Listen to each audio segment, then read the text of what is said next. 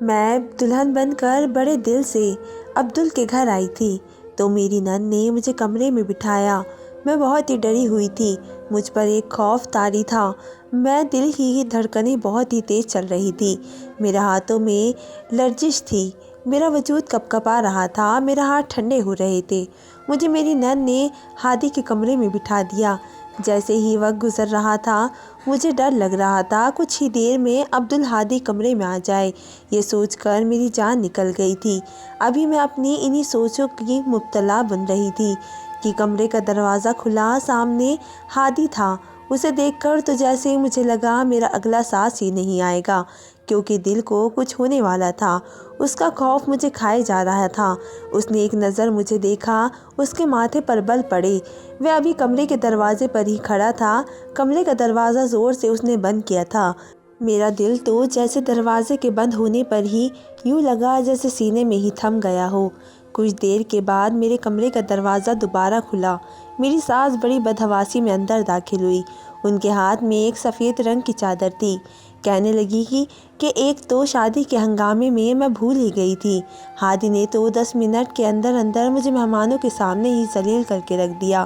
چلو اٹھو بیٹا، ذرا بیڈ کی چادر بدل دوں۔ میں بیڈ سے اتری، انہوں نے چادر اتار کر صوفے پر رکھی۔ بیڈ پر انہوں نے سفید رنگ کی چادر بچھا دی۔ یہ دیکھ کر میرا دل کسی نے مٹھی میں لے کر دبوچا تھا۔ کہنے لگی کہ ایک تو شادی کے کاموں میں انسان کی مت ہی ماری جاتی ہے۔ 2 منٹ میں انہوں نے بیڈ پر سفید چادر بچھا دی۔ کہنے لگی عبدل ہادی اس معاملے میں بڑا وہمی ہے۔ کمرے کی چادر دیکھ کر کہنے لگا کہ آپ نے سفید چادر کیوں نہیں دی؟ مجھے کیسے پتہ چلے گا کہ لڑکی با کردار ہے یا نہیں؟ یہ سن کر میرے تو پورے وجود میں سنسنی سی دوڑ گئی تھی۔ میری ساس کمرے سے جا چکی تھی لیکن میرا دل دھڑکنا بھول گیا تھا۔ میں بار بار اپنے ہاتھ کی انگلیاں چٹکانے لگی تھی۔ بے تحاشا خوف میں سوچ میں مبتلا تھی، سمجھ نہیں پا رہی تھی کہ کیا کروں کیا نہیں۔ کچھ دیر بعد کمرے کا دروازہ کھلا، عبدل کمرے میں داخل ہوا۔ میں سنبھل کر بیٹھ گئی۔ وہ مسکراتا ہوا میرے پاس آیا۔ جیسے ہی میرے پاس بیٹھا میں بری طرح سے کپکپانے لگی تھی۔ اس نے میرا چہرہ اوپر کیا اور مجھے دیکھنے لگا اور کہنے لگا تم بہت ہی خوبصورت ہو۔ جتنا تصور میں نے تمہاری خوبصورتی کا اپنی ماں کی باتیں سن کر بنایا تھا وہ سبھی تمہارے سامنے صحیح لگ رہے ہیں۔ میری ماں نے تمہاری خوبصورتی کی بہت ہی تعریف کی تھی، لیکن تمہیں دیکھ کر لگ رہا ہے کہ تم کم تھی، تم اس سے کہیں زیادہ خوبصورت ہو۔ یہ کہہ کر جیسے ہی اس نے جیب سے مخملی ڈبی نکالی جس میں شاید منہ دکھائی کیا کوئی تحفہ تھا، میرا دل دھک دھک کرنے لگا۔ اس نے لاکٹ کی چین نکالی، پھر میرے گلے میں پہنانے لگا۔ چین کو پہناتے ہوئے جب عبدل ہادی کی انگلیاں میری گردن پر سفر کرنے لگی تو میری جان پر بن گئی تھی۔ اس کی آنکھوں کی فطرت کی بڑھنے لگی تھی۔ اس کی آنکھوں میں چاہنے والا خمار میری جان قطرہ قطرہ نکل رہا تھا۔ جیسے ہی وہ میرے قریب بڑھنے لگا میں فوراً سے پیچھے ہٹی۔ اس حرکت پر وہ مسکرانے لگا، کہنے لگا پتی ہوں میں تمہارا مایا، نکاح ہوا ہے ہم دونوں کا۔ میاں بیوی کا رشتہ ایسے ہی ہوتا ہے، ان دونوں کے بیچ کوئی بھی پردہ نہیں ہوتا۔ یہ کہتے ہوئے ہادی نے میرا ہاتھ پکڑ لیا جو برف کی طرح بالکل ٹھنڈا پڑا تھا۔ شاید وہ مجھے اپنے اندر سمانے کی کوشش کر رہا تھا، لیکن میں پوری کی پوری یوں جل رہی تھی جیسے مجھ پر زلزلہ طاری ہو گیا ہو۔ کہنے لگا یہ نبیوں کا عمل ہے، سنت رسول ہے، ہمارے بیچ جو بھی ہوگا وہ جائز ہے۔ لڑکی اکثر ایسے موقع پر گھبرا جاتی ہے۔ شاید میرے کپکپانے پر اور گھبرانے پر وہ مجھے سمجھانے کی کوشش کر رہا تھا، لیکن میں گھر میں رخصت ہونے سے پہلے نیند کی 4 گولیاں کھا کر آئی تھی، اس لیے میری آنکھوں میں نیند اترنے لگی۔ دیکھتے ہی دیکھتے میں ہوش کی دنیا سے کھو چکی تھی۔ میں بیٹھے بیٹھے دھڑ سے بیڈ پر گری۔ یہ یاد ہے کہ ہادی مجھے ہلا جلا کر کہہ رہا تھا کہ مایا تمہیں کیا ہوا ہے؟ اس کے بعد میرا دماغ بالکل گم ہو چکا تھا۔ جب مجھے ہوش آیا تو مجھے ڈرپ لگی ہوئی تھی اور میں اپنے ہی کمرے میں لیٹی ہوئی تھی۔ میری ساس میرے سرہانے بیٹھی میرے سر پر ہاتھ پھیر رہی تھی اور ہادی کمرے میں ٹہل رہا تھا۔ یہ سب دیکھ کر میں اٹھ کر بیٹھنے لگی تو میری ساس کہنے لگی لیٹی رہو۔ لیڈی ڈاکٹر نے جب مجھے ہوش میں دیکھا تو کہنے لگی کہ جیسے ہی ڈرپ ختم ہو تو عبدل اس سے کہیے کہ اتار دے۔ پھر اس نے مجھے کچھ میڈیسن لکھ کر دی اور کہنے لگی کہ اس کو باقاعدہ استعمال کروائے۔ جلد ہی ڈاکٹر ہدایت دے کر جا چکی تھی۔ ساس کہنے لگی میں تمہارے لیے دودھ کا گلاس لے کر آتی ہوں۔ یہ کہہ کر وہ بھی کمرے سے باہر نکل گئی۔ ہادی کے ماتھے پر بل پڑے تھے، غصے سے کمرے کے چکر کاٹ رہا تھا۔ میں ابھی تک اسی لباس میں مبتلا تھی، لیکن اس نے سفید شلوار قمیض پہن رکھی تھی۔ میرے پاس آیا، مجھے غصے سے دیکھنے لگا، کہنے لگا یہ کیا تماشا کیا تھا تم نے؟ رات کو نیند کی گولیاں کھائی تھی؟ میں نے کوئی جواب نہ دیا، میں نے نظر چرا لی۔ کہنے لگا آر یو اسٹوپڈ رانیہ، تمہارا دماغ تو خراب نہیں ہو گیا؟ میں نے کہا میرے پاس اور کوئی راستہ نہیں تھا، مجھے معاف کر دے، مجھے شادی سے خوف آ رہا تھا۔ میری بات سن کر تو وہ مجھے دیکھ رہا تھا، پھر کہنے لگا تو اس کا حل یہ تھا جو تم نے کیا؟ پوری رات تم نے ہم سب گھر والوں کو پریشان کیا۔ کوئی بھی لڑکی اپنی شادی کی رات نیند کی گولیاں کھا کر تو نہیں آتی۔ ہر لڑکی کو ہی شادی کا رات کچھ نہ کچھ گھبراہٹ ہوتی ہے، کیونکہ وہ ایک نئے رشتے میں بننے جا رہی ہوتی ہے اور پتی سے اس کا تعلق کافی گہرا ہوتا ہے۔ لیکن کوئی بھی لڑکی نیند کی گولیاں نہیں کھاتی۔ میری ڈرپ ختم ہو چکی تھی، اس نے میری ڈرپ اتار دی۔ مجھے پیار سے سمجھانے لگا، کہنے لگا آج کی رات کے لیے میں نے بہت سے خواب اپنی آنکھوں میں سجائے تھے، لیکن مجھے لگتا ہے کہ جیسے تمہیں کچھ وقت دے دینا چاہیے تاکہ تم ذہنی طور پر اس رشتے کے لیے تیار ہو جاؤ، کیونکہ رات والی بدقسمتی نے تمہارا نہیں جاتا۔ یہ سن کر میں ذہنی طور پر کچھ مطمئن ہوئی تھی۔ میں یہی چاہتی تھی کہ وہ میرے پاس نہ آئے، کیونکہ اس کے پیچھے بہت ہی بڑی وجہ تھی، لیکن یہ کب تک ممکن تھا؟ وہ مجھے 4 دن دے دیتا، 1 ہفتہ دے دیتا، زیادہ سے زیادہ 1 مہینہ دے دیتا۔ اس کی آنکھوں میں دیکھ کر مجھے سمجھ نہیں آ رہا تھا کہ میں کیسے اس شخص کے منہ زور کی طرف بڑے غور سے دیکھ رہا تھا، اور میں بدحواس بھی نہ تھا۔ میرے دل میں کوئی امنگ تھی، نہ میری شادی میری مرضی کے مطابق ہوئی تھی، یہ بھی نہیں کہ میں کوئی زبردستی کا بندھن نبھا رہی تھی، لیکن بہرحال میرا سارا خوف اس بات سے بیٹھ گیا تھا کہ میرے لیے موت کا پیغام آ جاتا اگر رات کو میں نے میڈیسن نہ کھائی ہوتی۔ کہنے لگا کتنی خوبصورت معصوم ہو، تمہیں دیکھ کر میرا دل مجھے بے ایمانی پر اترتا ہے، لیکن بہرحال تمہارا خیال رکھنا بھی میری ذمہ داری ہے۔ یہ کہہ کر وہ وہاں سے اٹھ کر کمرے سے باہر چلا گیا۔ تھوڑی دیر بعد میری ساس میرے لیے دودھ کا گلاس لے آئی۔ مجھے دودھ پلا کر انہوں نے مجھے سونے کے لیے کہا۔ میں دوبارہ سے بیڈ پر لیٹ کر سو چکی تھی۔ میری ساس اور پتی دونوں بہت ہی اچھے تھے۔ نن شادی کا ہنگامہ ختم ہوتے ہی اپنے گھر کو جا چکی تھی۔ ہادی نے تو 2-3 دن مجھے کچھ نہیں کہا، بس مجھے اپنے رشتے کی نوت یاد کرواتا رہا، لیکن ان 3 دنوں میں یہ جان چکی تھی کہ وہ کبھی بھی استعمال کی گئی چیز اپنے استعمال میں نہیں لاتا۔ کہتا تھا مجھے نفرت ہے ایسی چیزوں سے جو کسی اور کے استعمال ہو چکی ہو۔ ایک بار کھانے کے دوران میرے گلے میں مرچی لگ گئی۔ میں نے بے اختیار ہادی کا گلاس پکڑا اور پانی پینے لگی۔ جب میں نے پانی کا گلاس واپس رکھا تو اس نے مجھ سے تو کچھ نہیں کہا، لیکن اپنے لیے دوسرے گلاس میں پانی ڈالنے لگا۔ میں نے کہا آپ اسی گلاس میں پانی پی لیں، یہ آپ کا ہی تو گلاس ہے۔ کہنے لگا نہیں، میں کسی کا جھوٹا پانی نہیں پیتا۔ باقی معاملات میں بھی وہ کچھ ایسا ہی تھا، کھانا بھی وہ اپنی الگ پلیٹ میں ہی کھاتا تھا۔ ایک بار میں نے اس کا تولیہ استعمال کر لیا، اس نے تولیہ اٹھا کر زمین پر پھینک دیا۔ غصے سے مجھ سے کہنے لگا کہ پلیز میری چیزیں مت استعمال کیا کرو۔ ہانیہ، مجھے بہت ہی ایریٹیشن ہوتی ہے۔ جیسے جیسے وقت گزر رہا تھا میرا دل جیسے تھم رہا تھا، کیونکہ جس حقیقت کو میں اپنے ساتھ لائی تھی وہ اتنی دردناک تھی کہ مجھے کوئی بھی مرد اسے برداشت نہیں کر سکتا، اور ہادی کی عادت جس طرح کی تھی میرا دل اس وقت یہی سوچ کر کانپنے لگتا تھا کہ جب وہ مجھ سے دوبارہ اپنے رشتے کے حق کا تقاضا کرے گا تو میں کیا کروں گی۔ میں اس وقت بہت ہی سوچ کر میرا دل دہل نہیں لگتا تھا۔ میری شادی کو 8 دن گزرے تو میں نے گھر کا کام بھی کرنا شروع کر دیا، کھانا بھی بنانے لگی۔ ساس مجھے بہت ہی خوش رکھتی تھی۔ شام کو جب ہادی اپنے آفس سے واپس آتا تو کھانے کے دوران مجھے ہی دیکھ رہا تھا۔ کھانے کے بعد میں کچن میں جا کر برتن دھو رہی تھی جب وہ میرے پیچھے آ گیا۔ کہنے لگا بہت ہی ظالم ہو، 10 دن گزرے ہیں ہماری شادی کو، لیکن تم نے میرے بارے میں ابھی بھی نہیں سوچا۔ میں میرے پاس آ گیا، میرا ہاتھ سے برتن پکڑے اور سنک میں رکھتے ہوئے کہنے لگا چھوڑو یہ سب اور میرے ساتھ میرے کمرے میں چلو۔ میرا ہاتھ تھام کر وہ مجھے کمرے میں لے جانے لگا۔ کمرے کا دروازہ بند کر کے اس نے کنڈی لگا دی اور میں یوں تھی کہ جیسے تھر تھر کانپنے لگی۔ میرا پورا وجود کانپ رہا تھا، میری دھڑکنیں بری طرح سے چل رہی تھی، مجھے گھٹن کا احساس ہو رہا تھا، میری حالت غیر ہونے لگی تھی، چہرے کی رنگت بھی پیلی پڑنے لگی تھی۔ میری بدحواسی کو دیکھ کر اس نے مجھے بیڈ پر بٹھایا۔ مسئلہ کیا ہے تمہارے ساتھ؟ ایسا تو کوئی لڑکی نہیں کرتی جیسا تم کر رہی ہو۔ ویسے تو تم ٹھیک ٹھاک رہتی ہو، میری ماں کے ساتھ باتیں کرتی ہو، گھر کے کام بھی کر رہی ہو، سب کچھ کر رہی ہو، لیکن تمہیں میرا احساس نہیں ہے۔ جب بھی میں تمہارے قریب آنے کی کوشش کرتا ہوں تم برے طریقے سے کانپنے لگتی ہو۔ ایسا کب تک چل سکتا ہے؟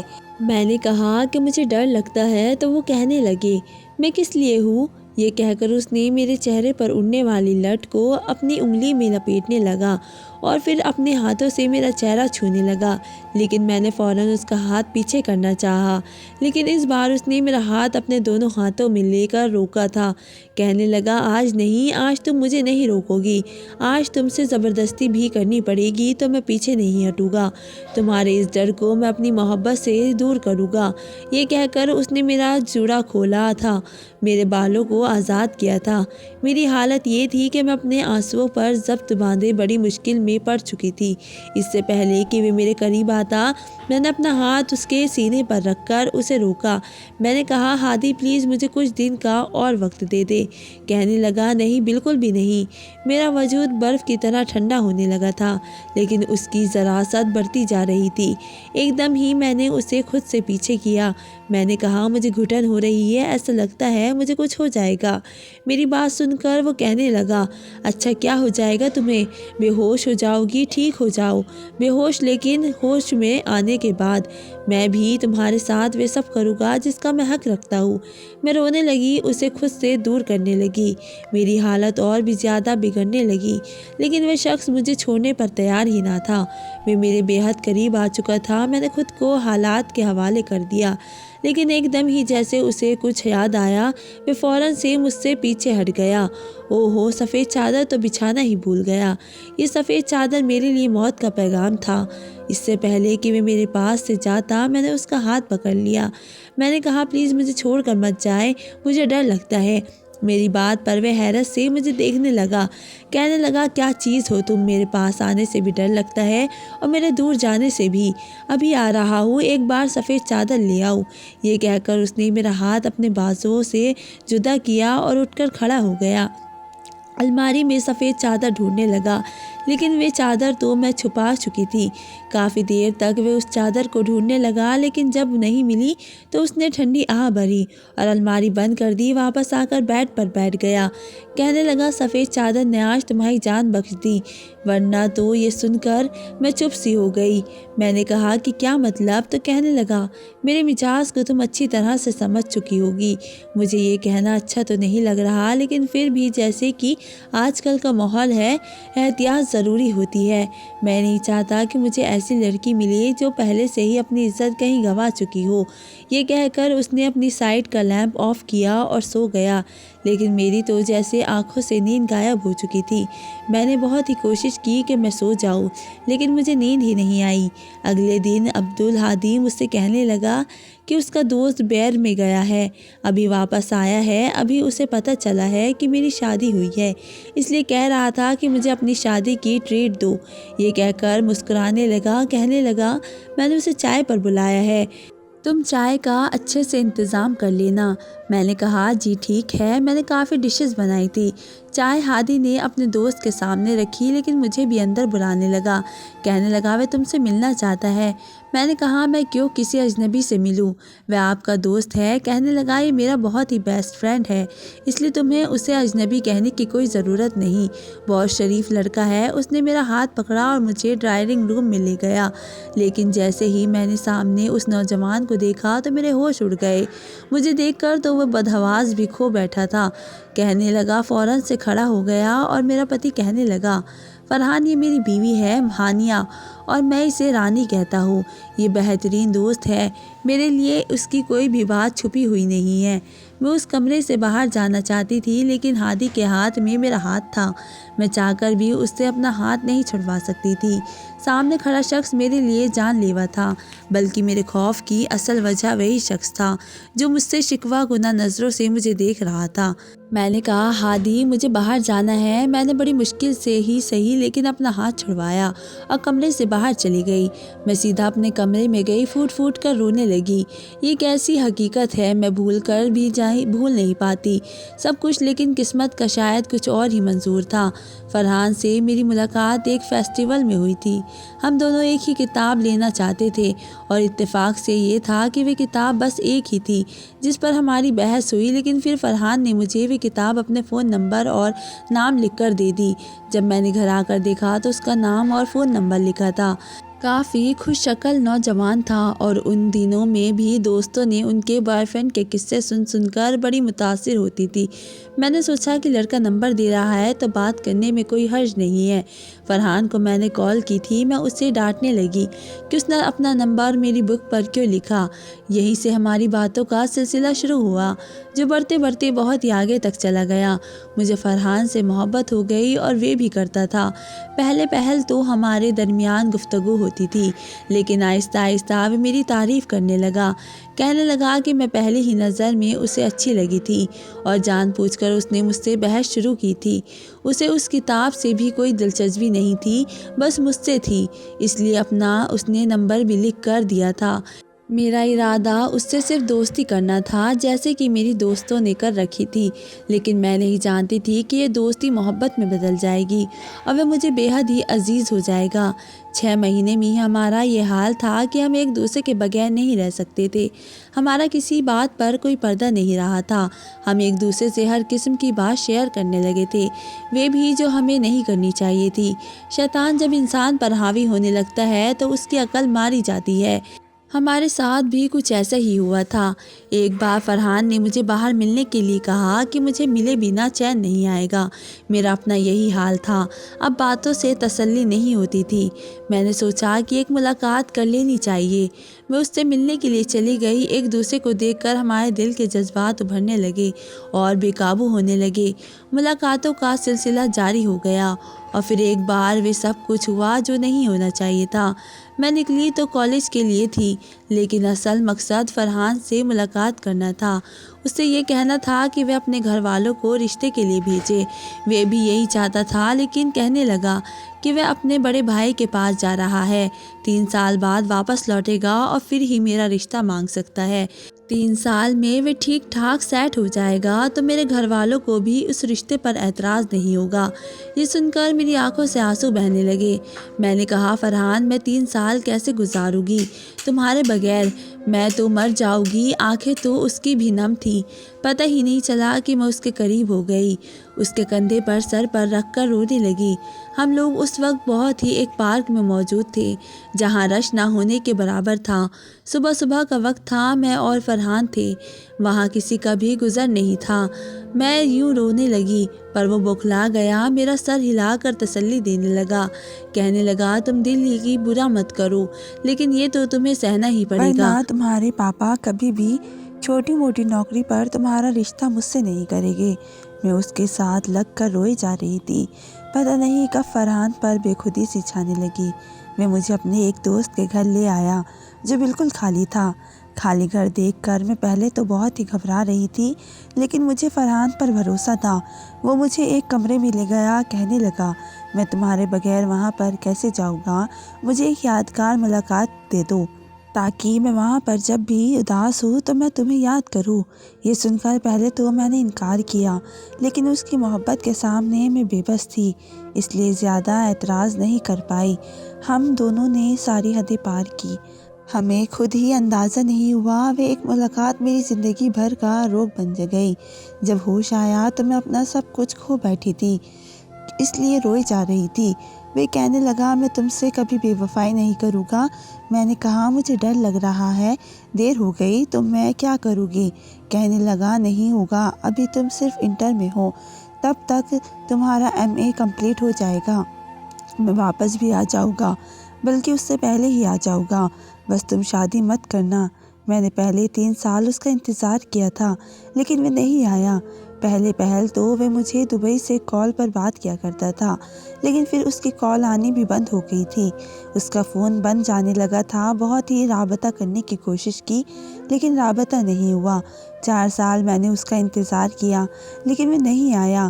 میرے رشتے آنے لگے، میں کبھی کوئی بہانہ کرتی تو کبھی کوئی، لیکن ہادی کے رشتے میں کوئی بھی ایسی بات نہیں تھی کہ میں انکار کر سکتی تھی۔ وہ بہت ہی خوبصورت بھی تھا، ہینڈسم بھی تھا، ہر لحاظ سے اچھا تھا، میں انکار نہیں کر سکتی تھی۔ میرے پاپا میری اس سے شادی کرنا چاہتے تھے، اس لیے میری شادی ہادی سے ہو گئی۔ لیکن جیسے ہی سفید چادر بچھائی گئی، میں عجیب کشمکش میں گر گئی تھی، کیونکہ وہ جان جاتا کہ میں بے کردار نہیں ہوں۔ اب تو فرحان میرے سامنے آ کر کھڑا ہو گیا تھا۔ وہ کیوں آیا تھا؟ جب 3 سال کا کہہ کر 4 سال میں بھی نہیں آیا تھا، تو کیوں میری زندگی برباد کرنے آ گیا؟ اب میں تو پہلے ہی بڑی مشکل میں اپنی زندگی گزار رہی تھی۔ میرا پتی بغیر سفید چادر کے مجھے اپنانے کے لیے تیار نہیں تھا۔ اسے میرا پاک ہونے کا ثبوت چاہیے تھا، جو میں کھو چکی تھی۔ شام سے رات ہو گئی۔ ہادی کمرے میں آیا، مجھے روتا دیکھ کر پوچھنے لگا۔ میں نے کہا میرے سر میں بہت درد ہے۔ کہنے لگا چلو ڈاکٹر کے پاس لے جاتا ہوں، لیکن میں نے انکار کر دیا۔ میں نے کہا میں نے میڈیسن کھا چکی ہوں، کچھ دیر میں فرق پڑ جائے گا۔ کہنے لگا فرحان میرا بہت ہی گہرا دوست ہے، میں چاہتا تھا کہ تم بھی ہمارے ساتھ بیٹھ کر باتیں کرتی، لیکن تم تو وہاں رکی ہی نہیں۔ میں نے کہا میرے سر میں صبح سے ہی درد تھا، اس لیے میں واپس کمرے میں آ گئی۔ کہنے لگا کہ میرے دوست کے ساتھ بہت ہی برا ہوا ہے۔ میں نے کہا کہ کیا برا ہوا ہے؟ ہادی کہنے لگا کہ فرحان ایک لڑکی سے محبت کرتا تھا، بے تحاشا اسے چاہتا تھا، اس کے خاطر بیرون ملک بھی چلا گیا، لیکن وہاں 1 سال کے بعد اس کا ایکسیڈنٹ ہو گیا، جس میں اس کی ایک ٹانگ ضائع ہو گئی، اس لیے وہ اسٹک سے چلتا ہے۔ اس ایکسیڈنٹ میں اس کا موبائل تک ٹوٹ گیا تھا، اس لیے اس لڑکی سے اس کا دوبارہ رابطہ نہیں ہوا۔ جس کمپنی میں اسے نوکری ملی تھی، انہوں نے ہی اس کا علاج بھی کروایا، لیکن اسے 4 سال کا پابند کر لیا کہ جیسے ہی وہ ٹھیک ہوگا دوبارہ سے نوکری جوائن کرے گا، اور 4 سال تک واپس پاکستان نہیں جا سکتا۔ اس لڑکی سے وہ چاہ کر بھی کوئی رابطہ نہیں کر پایا، کیونکہ اس کا نمبر اسی فون میں سیو تھا جو ٹوٹ چکا تھا۔ اب واپس آیا ہے تو اسے پتہ چلا کہ اس لڑکی کی شادی ہو چکی ہے۔ اس لڑکی نے اس کے ساتھ بے وفائی کی ہے، اس کا انتظار تک نہیں کیا، بس یہی بتانے آیا تھا۔ پھر کہنے لگا تمہیں پتہ ہے میں شادی کی رات سفید چادر کیوں رکھنا چاہتا تھا؟ میں نے پوچھا کہ کیوں؟ تو کہنے لگا اس لڑکی نے محبت میں میرے دوست کو اپنی عزت دینے سے بھی منع کیا تھا، اور اب کسی اور کے ساتھ شادی کر کے مطمئن زندگی گزار رہی ہے۔ ایسی بہت سی لڑکیوں کے بارے میں سن رکھا ہے جو شادی سے پہلے عیاشیاں کرتی ہے اور پتی کو خبر تک نہیں ہوتی کہ اس کے ساتھ زندگی گزارنے والی لڑکی با کردار ہے بھی یا نہیں۔ میں ہادی کی بات سن کر رونے لگی۔ کہنے لگا کیا ہوا، تم کیوں رو رہی ہو؟ میں نے اس کے سامنے ہاتھ جوڑ دیے۔ میں نے کہا مجھے معاف کر دو، میں نے بہت ہی بڑا گناہ کیا ہے، میں تم سے جھوٹ بول کر زندگی نہیں گزار سکتی۔ میں نے سب کچھ سچ سچ بتا دیا۔ وہ حیرت سے مجھے دیکھ رہا تھا۔ میں نے کہا میں تمہارے قابل نہیں ہوں، میں نے فرحان سے محبت کی تھی، لیکن پتہ نہیں تھا کہ یوں گناہ کر بیٹھوں گی۔ میں نے 3 سال تک اس کا انتظار کیا تھا، مجھے لگا اس نے بے وفائی کی ہے، میں نہیں جانتی تھی کہ اس کے ساتھ حادثہ پیش آیا ہے۔ شادی کے بعد مجھے یہی خوف تھا کہ تم جان جاؤ گے، تم مجھے رکھو گے نہیں، مجھے طلاق دے دو گے، اس لیے میں چاہتی تھی کہ تمہیں سچ بتا دوں، لیکن تمہاری عادت کو دیکھ کر میں خوف میں پڑ گئی تھی۔ تم استعمال ہوئی چیز یوز ہی نہیں کرتے تھے، پھر مجھے کیسے اپنا سکتے تھے؟ لیکن آج میں نے تم سے اپنی ہر بات کہہ دی ہے، چاہے تم مجھے معاف کر دو، چاہے تم مجھے سزا دے دو۔ میری بات سن کر اس کی آنکھیں غصے سے لال ہوئی تھی۔ کہنے لگا یہ کیسی محبت تھی تمہاری جس میں تم نے اپنی عزت گنوا دی؟ پھر کہنے لگا محبت اور عزت ایک ساتھ صرف عورت کو اس کا پتی دے سکتا ہے، غیر محرم نہیں۔ مجھے فرحان کی یہ بات بہت ہی بری لگی تھی کہ اس نے محبت میں ایک لڑکی کی عزت مانگ لی، اور میں ہمیشہ اس کو اس بات پر بہت ہی برا بھلا کہتا تھا، کیونکہ یہ بات بہت ہی غیر مناسب ہے۔ پھر کہنے لگا میں نے اپنا ہر جذبہ سنبھال کے رکھا تھا کہ میری ہر چیز پر میری بیوی کا حق ہوگا، میری محبت پر، میرے دل پر۔ तुम से रिश्ता हुआ तो मेरा दिल खुद ब खुद तुम्हारी तरफ होने लगा। तुमसे जो मेरी महरम बन गई, निकाह के 2 बोलों ने मेरे दिल में तुम्हारे लिए खुद ही मोहब्बत पैदा कर दी। बेशक मुझे इस्तेमाल की हुई चीज़ पसंद नहीं है, लेकिन तुम मेरी बीवी हो। मियाँ बीवी के एक दूसरे का लिबास होते हैं और लिबास इंसान को पर्दे में रखता है, उसके ऐबों को भी छुपा लेता है। इसलिए मेरा फ़र्ज़ है कि मैं तुम्हारा ये ऐब भी छुपा लूँ। ये कहकर उसने मेरा हाथ थामा। मैं पत्थर की बन गई। मैं सोच भी नहीं सकती थी कि हादी का दिल इतना बड़ा भी हो सकता है। बस 1 मिनट लगा था। मेरे दिल में हादी की मोहब्बत फरहान से कई गुना ज़्यादा बढ़ चुकी थी। चाहे जाने के काबिल था। वह मुझे माफ़ कर चुका था, फरहान से दोस्ती भी ख़त्म कर चुका था। उसके बाद फरहान कभी हमारे घर नहीं आया और अब्दुल ने कभी उसका ज़िक्र नहीं किया। मेरी शादी को 10 साल बीत चुके हैं।